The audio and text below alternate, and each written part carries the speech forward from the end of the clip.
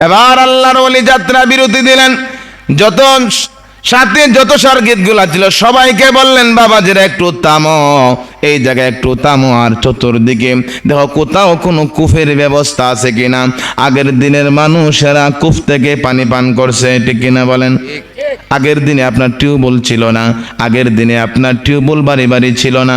মানুষেরা পানি পান করার জন্য কুয়া খনন করত, আর কুয়া থেকে মানুষেরা পানি নিয়ে নিজের ব্যবহারের জন্য পানি নিত। জোরে বলেন ঠিক কিনা? এবার আল্লাহর ওলির সাথে সকল মানুষেরা কূপ খনন করা আছে কিনা তালাশ করতে লাগলেন। চতুর্দিশ তালাশ করার পরে অনেকক্ষণ পরে একটা কূপ পাইছেন, যে কুয়া পাইছেন, কিন্তু অনেক গভীরের নিচে পানি দেখা যায়, উপরে পানির কোনো ব্যবস্থা নাই, সঙ্গে কোনো বালতি নাই, পানি তোলার মতো কোনো মাধ্যম তাদের মাঝে নাই। এবার যেই বান্দার পানির পিপাসা পাইছিল, ওই বান্দা পানি দেখার পরে আলো পিপাসা ভেড়ে গেল, ঠিক কিনা বলেন? ঠিক। আপনার যেটার চাহিদা, ওই জিনিসটা যখন আপনার সামনে আসবে আর খেতে পারবেন না, তখন কিন্তু আপনার চাহিদা আরো বাড়ে। আল্লাহর বান্দার চাহিদা বেড়ে গেল। এক পর্যায়ে আল্লাহর বান্দা বলতেছে, হুজুর পিপাসা এমন হইছে আমার আর সহ্য হচ্ছে না, কি করব একটু বলেন। আল্লাহর ওলিও পেরেশান হয়ে গেলেন, কি করব, কোথা থেকে পানি তুলতে পারি, কোনো ব্যবস্থা পাই কিনা। একটা ছোট্ট মেয়ে ঘর থেকে হুজরা থেকে বের হয়ে আসলো, এসে বলল, আল্লাহর ওলি, এই মরুভূমি এলাকায় কিসের জন্য আপনি এত চিন্তিত হয়ে যাচ্ছেন, কি আপনার প্রয়োজন একটু বলেন। আল্লাহর ওলি বললেন, মারে কি আর বলবো তোমাকে, সফরের মধ্যে বের হলাম, ক্লান্ত হয়ে গেলাম, আমার ভক্তরা পানি পান করবে। মারে মা, পানি তো অনেক গভীরে, কেমন করে পানি তুলবো, কোনো মাধ্যম তো নাই। আল্লাহর ওলিকে বললেন, ও আল্লাহর ওলি, আসুন আমাকে নিয়ে কুয়ার কাছে নিয়ে যান। ছোট্ট একটা মেয়ে, 8 থেকে 9 বছরের মেয়েটা ওই কূপের কাছে গেল। আল্লামা আপনার আবু আব্দুল্লাহ মুহাম্মদ ইবনে সুলাইমান জাজুলি বলেন, রে পৃথিবীর মানুষেরা মেয়েটা যায়া কি জনে পড়ল, আর কূপের মধ্যে তার একটু তুতু নিক্ষেপ করে দিল, গভীর নিচের পানিটা উপরে উঠিয়া গেল। একবার জুড়ে বলেন সুবহানাল্লাহ। রামার বাবাজিরা, আবু আব্দুল্লাহ মুহাম্মদ ইবনে সুলাইমান জাজুলি বলেন, রাত পৃথিবীর মানুষেরা, আমার সকল ভক্তবৃন্দরা, যার চাহিদা নিবারণ করতেছে, আমার ভিতরে আর জ্বালা বেড়ে গেছে। আরে ছোট্ট একটা মেয়ে কি এমন আমল করলো যার এত সম্মান বেড়ে গেল, কি এমন আমল করো যার এত মর্যাদা বাড়লো, কি এখন করতে পারি। এই মেয়ের কাছ থেকে তো অবশ্যই গোপন কথাটা আমাকে জানতে হবে। যেই মেয়েটা সামান্য ছোট্ট একটা মেয়ে হইয়া সামান্য তুতু নিক্ষেপ করতে দেরি হয়, গভীর নিচের পানিটা ওপরে চলে আসে, সে তো আর সাধারণ মেয়ের মতো হতে পারে না। জোরে বলেন ঠিক কিনা? সাধারণ হতে পারে না। এবার আবু আব্দুল্লাহ মুহাম্মদ ইবনে সুলাইমান জাজুলি ওনার শাগরিদদের সুন্দর করে পানি নিল, যার তৃষ্ণা নিবারণ করলো, ওযু বানাইলো, আল্লাহর ওলি নামাজ শেষ করলেন। সুযোগ যখন পাইছেন নামাজটা পড়লেন। এবার ঘরের মধ্যে চলে গেলেন মেয়েটার কাছে, হুজরার পাশে দাঁড়ায় ডাক দিচ্ছেন, ও মা একটু ঘর থেকে বের হও, তোমার কাছে আমার কিছু জানার আছে রে মা, আল্লাহর কসম দিয়ে বলি তুমি একটু বের হয়ে আসো। ওই নবীর সম্মানের কথা তুমি একটু ফলো করো, যেই নবীর উম্মত হওয়ার কারণে তোমার মান সম্মান বাড়লো, দয়া করে আল্লাহর কসম তুমি একটু বেরিয়ে আসো, আর তোমার কাছে আমার কিছু কথা জানার আছে একটু বলে দাও। এক পর্যায়ে মেয়েটা আল্লাহর কসম দেওয়ার কারণে ছোট্ট মেয়েটা বেরিয়ে আসলো। আসি আল্লাহর ওলিরে জিজ্ঞেস করলো, ওগো আল্লাহর ওলি কি জানতে চান বলুন। তিনি বললেন, মারে আমরা সকল ছিলাম পেরেশান হয়রান, তুমি সামান্য একটু তুতু নিক্ষেপ করলে পানি উপরে চলে আসলো, জানতে চাই কি আমল তুমি করো, এই আমলটা একটু আমাদের বলে দাও। আল্লাহর ওলি যখন আল্লাহ কসম দিলেন, মেয়েটা না বলে পারল না। মেয়েটা ডেকে বলে, ওগো আল্লাহর ওলি, আমি ছোট্ট একটা মেয়ে, আমার বয়স 8 থেকে 9 বছর হবে, এখন আমার উপর নামাজটা ফরজ হয় নাই, কারণ 10 বছর হলে নামাজ পড়া বাধ্যতামূলক হয়ে যায়। ওগো আল্লাহর বলি, আমরা পাহাড়ি অঞ্চলের মানুষ, গরিব মানুষ। যেদিন থেকে আমি পাহাড়ে ছাগল চড়াইতে যাই, আমার আম্মা সেদিন থেকে আমারে বললেন, মারে শোনো, যখনই পাহাড়ে ছাগল চড়াইতে যাবা, জমিনে ছাগল চড়াইতে যাবা, ভেড়া চড়াইতে যাবা, মারে মানুষের সঙ্গে বসিয়া গল্প গুজবে লিপ্ত হবা না, অহেতুক কথা বলবা না। যখনই সময় পাইবা আমার মায়ার নবীর উপর দুরূদ শরীফ পড়বা। সুবহানাল্লাহ বলে। ওগো আল্লাহর ওলি, সেই দিন থেকে আমি যখনই সময় পাই তখনই দুরূদ শরীফ পড়ি।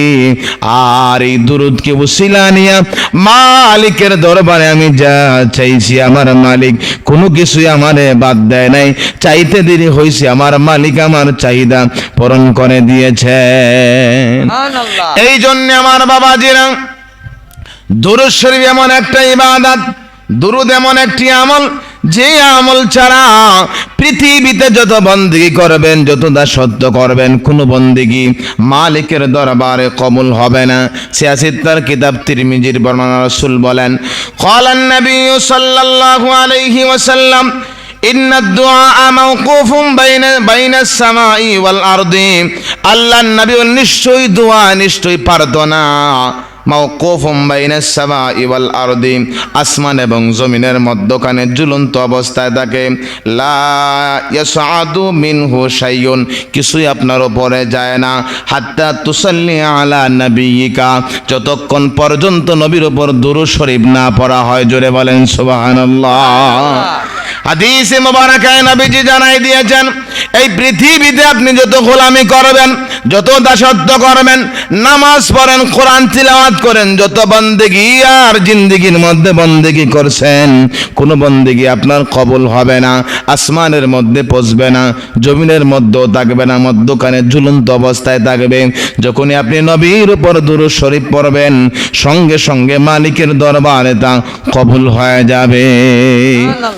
এই জন্য দুরূদ শরীফ হলো নিজের জীবনকে দামি করার জন্য, নিজের জীবনের দাম বাড়ানোর জন্য, নিজের সম্মান বৃদ্ধি করার জন্য। দুরূদ শরীফ ছাড়া বিকল্প কোনো আমল নাই। জোরে বলেন ঠিক কিনা? আসেন আমার বাবাজিরা, দুরূদ শরীফের কি আমল, কি ফজিলত দেখেন। আল্লাহর ওলি এক জাহাজের মধ্য দিয়া আল্লাহর ওলি রওনা দিলেন। অনেকক্ষণ জায়গা যাওয়ার পরে হঠাৎ করিয়া সাগরের মধ্যে তরঙ্গ সৃষ্টি হয়ে গেল, উত্তাল ঢেউ বইতে লাগলো। সকলের ভিতরে আতঙ্ক সৃষ্টি হয়ে গেল, মনে হয় আজকে আর সাগর থেকে জীবিত যাইতে পারব না। কারণ যখন সাগরের মধ্যে তরঙ্গ সৃষ্টি হয়, ঢেউয়ের যখন অবস্থা, প্লাবন যখন বেড়ে যায়, তখন কিন্তু নাবিকরা নিজের কন্ট্রোল করতে পারে না। ঠিক কিনা বলেন? দেখবেন আমরাই যারা ছোটবেলায় আপনার পদ্মা নদী পার হয়ে যারা সফর করেছি, আমরা দেখেছি যখনই আপনার পানির স্রোত বেড়ে যায়, সামান্য বাতাস যখন আপনার নদীতে শুরু হয়ে যায়, তখন নদীর ঢেউ কিন্তু বড় বিপুল, আবার ঢেউগুলো আসে, বড় বড় ঢেউ মারে। এই ঢেউ দেখার পরে মানুষের ভিতরে আর পানি থাকে না। ঠিক কিনা বলেন? আল্লাহর ওলি বলেন, পৃথিবীর মানুষেরা, আমিও নিজেই জাহাজের মধ্যে ছিলাম, এমন ভেগে তুফান শুরু হয়ে গেল, সমস্ত নাবিকরা চিন্তিত হয়ে পড়লো। আমার মধ্যে একটু তন্দ্রা চলে আসলো। তন্দ্রা যখন আসলো, আল্লাহর নবী আমাকে দিদার দিয়ে দিলেন। জোরে বলেন সুবহানাল্লাহ। নবীজির দিদার পাইলাম। নবীজির দিদার পাইলাম। দিদার পাওয়ার পর রাসূল পাক সাল্লাল্লাহু আলাইহি ওয়াসাল্লাম সুন্দর করে আমাকে জানাই দিয়েছেন, রে আমার উম্মত শোনো, চিন্তার কোনো কারণ নাই। এই জাহাজের মধ্যে যারা আছে সকলকে নিয়া 1000 বার তুমি দুরূদে তুনাজ্জিনা পড়ো। জোরে বলেন সুবহানাল্লাহ। আমার বাবাজিরা, আল্লাহর ওলিকে জানাই দেয়া হলো তুমি দুরূদে তুনাজ্জিনা পড়ো। আর এই দুরূদে তুনাজ্জিনা পড়ার সঙ্গে সঙ্গে 300 বার যখন হয়ে গেল, 1000 পড়তে লাগলো না, 1000 পড়ার আগে 300 বার যখন হলো, আল্লাহর ওলি বলেন পৃথিবীর মানুষেরা দুরুদে তোনার জিনার কারণে আল্লাহ রাব্বুল আলামিন এই বিশাল প্লাবনের মধ্যে যেই তরঙ্গের কারণে, যেই ঢেউয়ের কারণে জাহাজের নাবিকরা সহকারে সকলে আমরা বাঁচছি, মনে মনে ভাবছিলাম আর আমরা বাঁচব না। আল্লাহ রাব্বুল আলামিন সাগরের পানিকে আপনার স্থির করে দিয়েছেন, সুন্দর করে আমরা কিনারায় চলে আসলাম। জোরে বলেন সুবহানাল্লাহ। এই জন্য আমার বাবাজিরা, এই দুরূদ শরীফ যারা পড়বে, এই দুরূদ শরীফ কারা পড়বে, আল্লাহ রাব্বুল আলামিন তাদের নাম পর্যন্ত স্পষ্ট করে দিয়েছেন। দুরূদ শরীফ পড়ার কথা আল্লাহ পাক সকলকে বলে না। যাদের ভিতরে ঈমান আছে, যাদের ভিতরে রাসূলুল্লাহর মহব্বত আছে, তারা এই দুরূদ শরীফ পড়বে, আর এই দুরূদ শরীফের কারণে তার মর্যাদা বাড়বে। জোরে বলেন ঠিক কিনা? আসেন আমার বাবাজিরা, আমার আপনার বাবা আদম সফিউল্লাহ, আদম আলাইহিস সালামকে যখন আপনার আল্লাহ পাক জান্নাতের মধ্যে দিলেন, জান্নাতে দেওয়ার পরে আদম সফিউল্লাহ বিশাল বড় জান্নাত, আমি ওয়াজে সাখাই না,